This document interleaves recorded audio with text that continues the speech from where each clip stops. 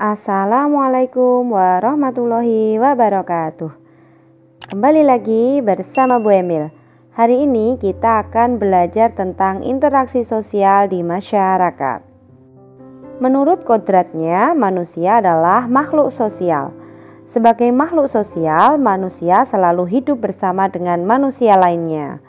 Dalam diri manusia ada dorongan dan kebutuhan untuk berinteraksi dengan orang lain. Manusia membutuhkan orang lain dan lingkungan sosial sebagai sarana bersosialisasi dan berinteraksi. Interaksi sosial merupakan dasar bagi semua aktivitas manusia yang berkaitan dengan orang lain. Dalam interaksi sosial terdapat hubungan-hubungan sosial yang menyangkut hubungan antar individu, individu dengan kelompok, dan kelompok dengan kelompok. Tanpa adanya interaksi sosial, maka tidak akan ada kehidupan bersama. Ciri-ciri interaksi sosial: adanya dua orang pelaku atau lebih, terjadinya hubungan timbal balik antar pelaku, diawali dengan adanya kontak sosial baik secara langsung maupun tidak langsung, dan mempunyai maksud dan tujuan yang jelas. Proses interaksi sosial tidak dapat dilepaskan dari kehidupan sehari-hari. Proses interaksi sosial terjadi karena adanya kepentingan pemenuhan kebutuhan masyarakat di berbagai bidang. Yang pertama yaitu bidang ekonomi. Secara umum, interaksi ekonomi ditandai dengan adanya hubungan antar dua individu atau antara individu dengan lembaga yang menggunakan proses transaksi uang.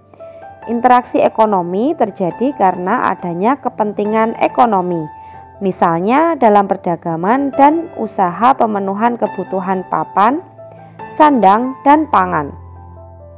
Interaksi ekonomi dapat dijumpai di pasar atau tempat perbelanjaan. Selain kepentingan ekonomi dalam bentuk barang, kepentingan ekonomi juga ada dalam bentuk jasa. Contohnya, lembaga yang menawarkan jasa kepada masyarakat seperti bank, rumah sakit, lembaga bimbingan belajar, kurir, jasa cuci, dan lain-lain. Yang kedua yaitu bidang politik. Interaksi politik merupakan hubungan yang dilakukan oleh individu-individu atau kelompok yang memiliki tujuan yang sama melalui jabatan-jabatan politik dan pemerintahan. Jabatan-jabatan politik dan pemerintahan tersebut dipilih secara demokrasi yang melibatkan masyarakat. Jenis interaksi ini digunakan oleh anggota pemerintahan dan anggota partai politik untuk menjalankan pemerintahan negara. Kemudian bidang sosial dan budaya. Setiap orang memiliki kepentingan sosial. Dalam kepentingan sosial, seseorang selalu ingin mendapatkan tempat atau kedudukan dalam masyarakat. Kedudukan seseorang ditentukan oleh pengakuan dari orang-orang di sekitarnya. Hal ini yang menyebabkan terjadinya interaksi. Bidang budaya berkaitan dengan pola-pola perilaku, adat, seni, bahasa, dan tradisi yang menjadi kebiasaan yang diturunkan dari generasi ke generasi oleh para leluhur. Interaksi antara warga satu dengan warga lainnya menghasilkan interaksi pula dalam bidang budaya. Yang keempat yaitu bidang moral. Moral merupakan pengetahuan yang menyangkut budi pekerti manusia yang beradab.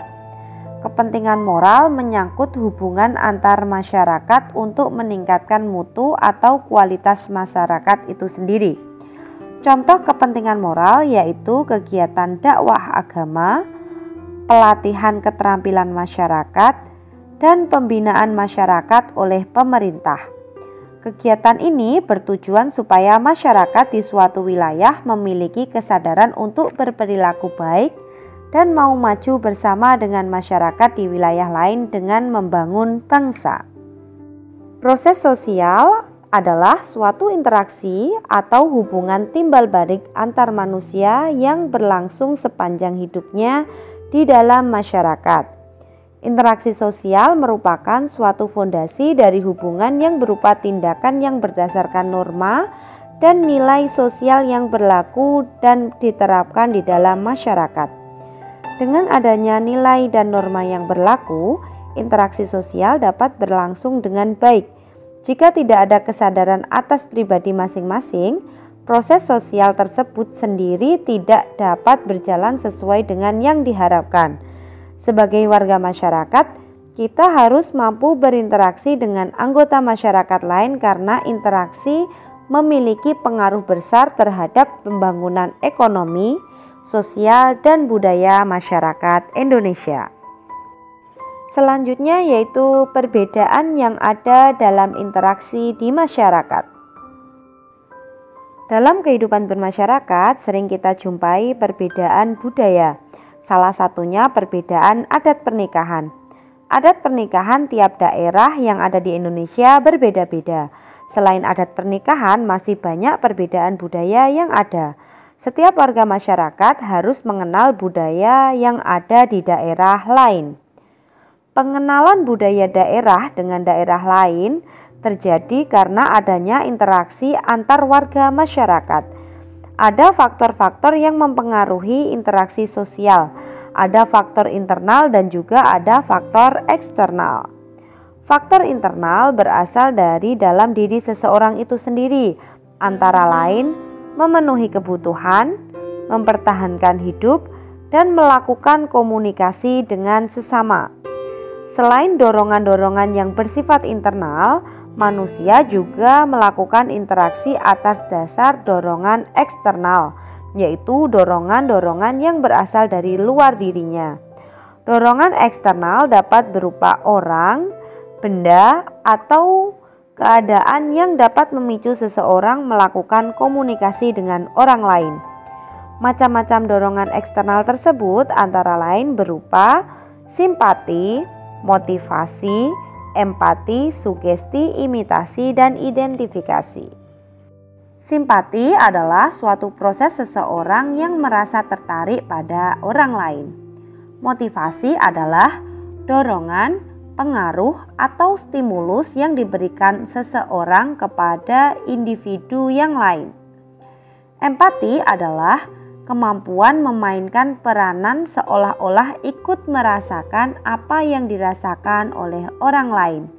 Sugesti adalah pemberian pengaruh pandangan seseorang kepada orang lain dengan cara tertentu. Imitasi adalah tindakan meniru orang lain melalui sikap, penampilan, kebiasaan, bahkan apapun yang dilakukan atau dimiliki oleh orang tersebut.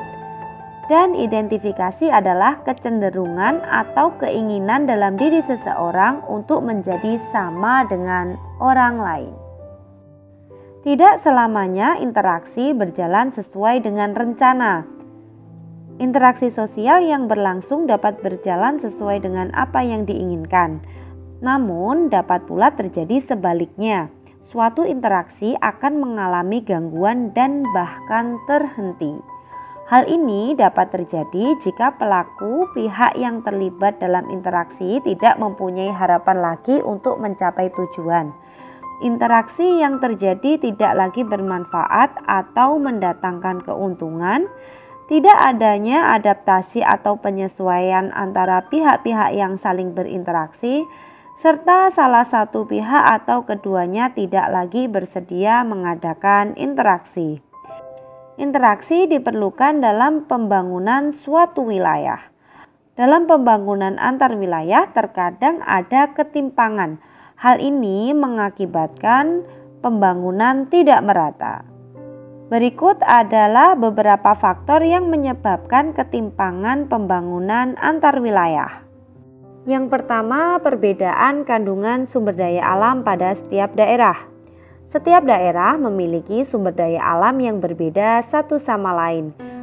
Perbedaan kandungan sumber daya alam yang berbeda-beda tersebut membuat kegiatan produksi di suatu daerah berbeda dengan kegiatan produksi di daerah lain. Daerah yang kaya akan sumber daya alam membutuhkan biaya yang lebih murah untuk melakukan kegiatan produksi.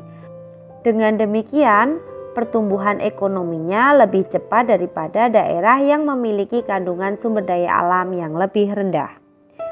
Yang kedua, perbedaan kondisi demografis. Kondisi demografis artinya keadaan yang berkaitan dengan kependudukan. Perbedaan kondisi demografis meliputi perbedaan tingkat pendidikan dan kesehatan penduduk, perbedaan semangat kerja yang dimiliki masyarakat, dan perbedaan tingkah laku dan kebiasaan masyarakat masing-masing daerah. Daerah dengan kondisi demografis yang baik, pertumbuhan ekonominya lebih cepat. Kurang lancarnya mobilitas barang dan jasa. Lancarnya mobilitas barang dan jasa menunjang pemerataan pembangunan. Salah satu penyebab adanya ketimpangan pembangunan antar wilayah adalah kurang lancarnya mobilitas barang dan jasa. Sebagai contoh, dalam perdagangan antar wilayah, apabila mobilitas kurang lancar, maka kelebihan produksi suatu daerah tidak dapat dijual ke daerah lain yang membutuhkan. Sebagai contoh, dalam perdagangan antar wilayah, apabila mobilitas kurang lancar, maka kelebihan produksi suatu daerah tidak dapat dijual ke daerah lain yang membutuhkan. Yang keempat yaitu konsentrasi kegiatan ekonomi daerah atau wilayah. Daerah dengan konsentrasi kegiatan ekonomi yang cukup besar, pertumbuhan ekonominya lebih cepat. Sementara itu, daerah dengan konsentrasi kegiatan ekonomi yang rendah, pertumbuhan ekonominya lebih lambat. Dan yang terakhir yaitu alokasi dana pembangunan antar daerah atau wilayah. Alokasi atau anggaran dana pembangunan yang dimiliki setiap daerah bergantung pada sistem pemerintahan daerah yang berlaku. Bila sistem pemerintahan yang dianut adalah otonomi, dana pemerintah akan lebih banyak dialokasikan ke daerah.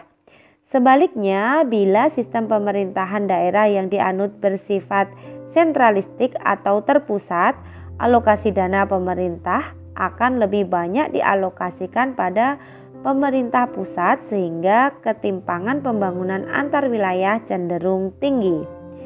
Interaksi antar warga dalam berbagai bidang berpengaruh meningkatnya pembangunan di segala bidang. Dengan demikian, kepentingan masyarakat yang belum bisa terpenuhi di suatu daerah dapat terpenuhi dengan berinteraksi dengan masyarakat daerah lain.